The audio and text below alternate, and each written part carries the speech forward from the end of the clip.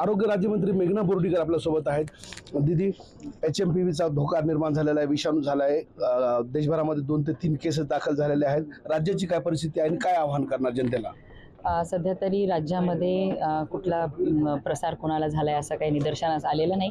तरी जनतेला मी आवाहन करते की घाबरून जायचं काम नाही। कोरोनासारखाच एक रेस्पिरेटरी हा व्हायरस आहे आणि जसं आपण एखादा कॉमन फ्लू असतो, कॉमन कोल्ड असतो, त्याच पद्धतीने प्रिकॉशन्स घ्यायचे, गर्दीची ठिकाणं टाळायची आहेत, मास्क घालायचा आहे, हात स्वच्छ धुवायचे, जे काही प्रिकॉशन्स आपण कोरोनाच्या वेळेला पाळले होते तशाच पद्धतीने पाळायचे। घाबरून जाण्याचं काम नाही। आरोग्य विभाग यासाठी सज्ज आहे?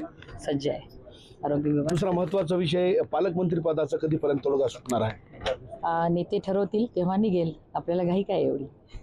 महत्त्वाचा विषय, बीडच्या प्रकरणामध्ये सातत्यानं धनंजय मुंडेचा राजीनामा घ्यावा अशी मागणी होते। छत्रपती संभाजी महाराज असतील किंवा तुमच्या पक्षाचे धसी सातत्यानं धनंजय मुंडे यांचा राजीनामा मागतायत। काय सांगाल, तुम्हाला वाटतं का धनंजय मुंडे राजीनामा द्यावा? बघा, आदरणीय मुख्यमंत्री देवेंद्र फडणवीस साहेब सक्षम आहेत।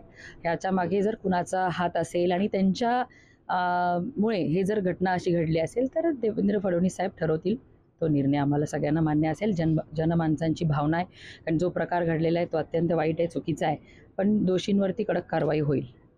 HMPV बाबत नागरिकांनी घाबरून न जाता सतर्क राहण्याचं आवाहन या ठिकाणी मंत्री मेघना बोर्डीकर यांनी दिलं आहे। तर आरोग्य विभाग पूर्णपणे सज्ज असल्याचं या ठिकाणी त्यांनी विधान केलं आहे। कॅमेरा पर्सन सय्यद खिजरसह नझीर खान, TV9 मराठी, परभणी।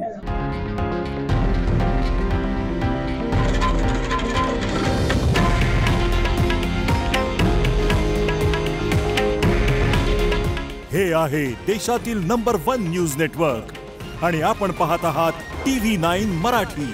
काळजी तुमची, हित महाराष्ट्राचं।